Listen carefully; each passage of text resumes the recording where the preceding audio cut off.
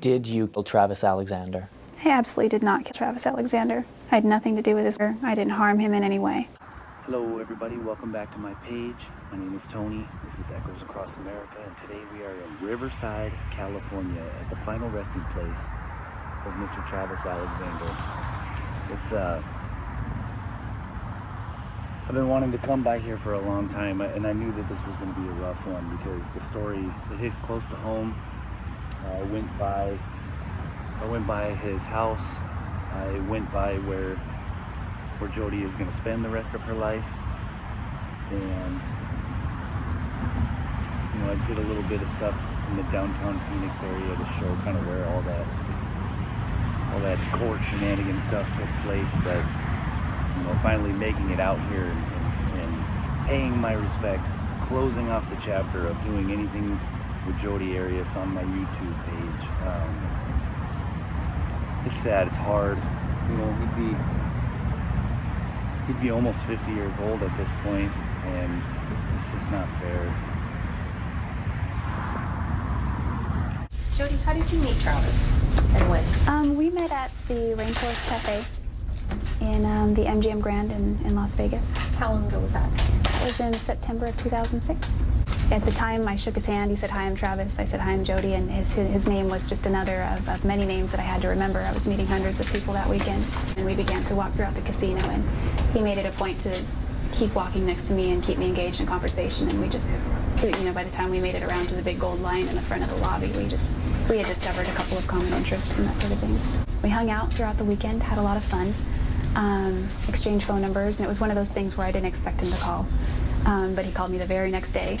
And so I was like, "Oh, hi." And we traveled to, the first major place we traveled to was the Grand Canyon.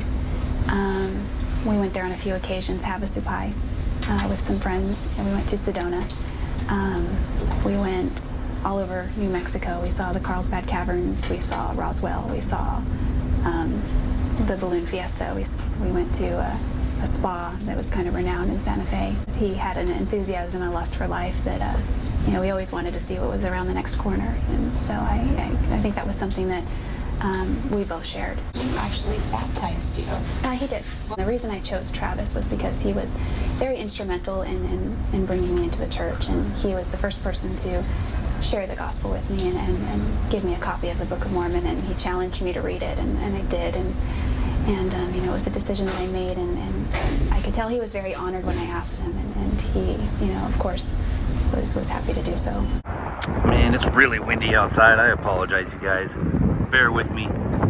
Travis is another easy one. We're getting lucky with these easy to find graves.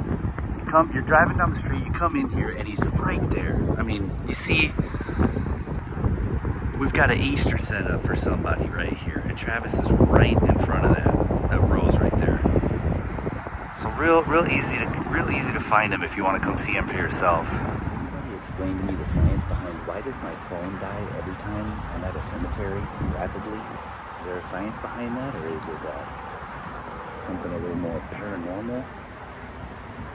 I don't know. The story of Travis Alexander and Jodi Arias, it's a cautionary tale, to say the least.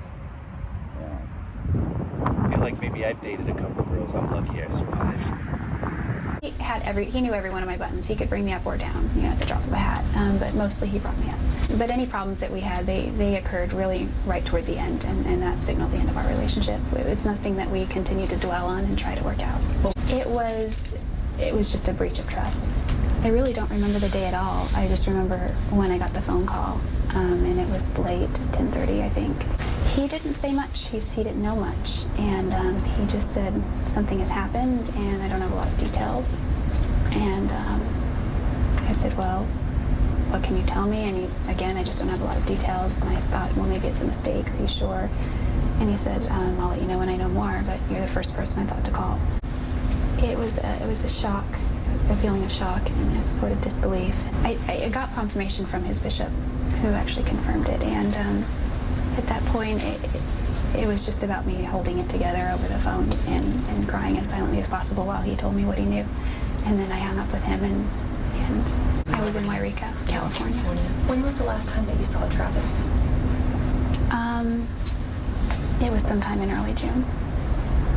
How far before his death, do you remember? I don't remember exactly, but it was very close to. Would you agree that you're the person who actually slit Mr. Alexander's throat from ear to ear? Yes. Jodi Arias, Travis Alexander. There is no question about it.